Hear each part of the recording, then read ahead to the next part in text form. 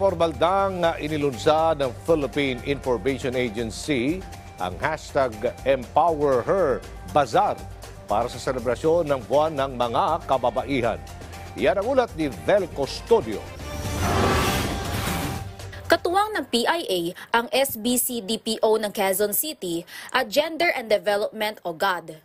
Nagsimula ang programa sa ribbon cutting na pinangunahan ni PIA Director General Jose A. Torres Jr., Quezon City Small Business and Cooperative Development and Promotion Office Department Head Mona Silinyap at PIO Deputy Director General for Regional Operations RSP Gutierrez. Samot-saring mga produkto na gawa sa mga women entrepreneurs ang pwedeng bilhin sa bazaar. Katulad ng mga pastries, seafoods at street foods. May mga pamatid-uhaw rin, kagaya ng fruit shake at coffee. Pwede rin bumili ng bags and accessories. So we're celebrating Women's Month. Andito po yung ating mga women entrepreneurs sa labas. At sana po ma-enjoy niyo po ang kanilang mga pagkain.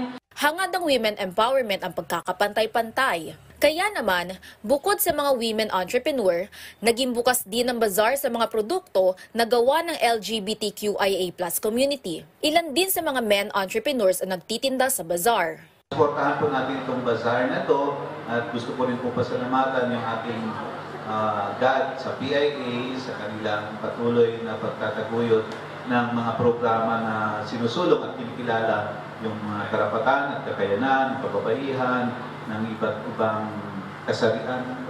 Layon din ng naturang programa na ipromote ang pagtangkilik sa produktong gawa sa QC. Bukas ang naturang bazaar simula ngayong araw hanggang sa March 22. Pwede ring bisitahin ng EmpowerHer Bazaar sa Quezon City Memorial Circle sa darating na Biyernes hanggang Linggo.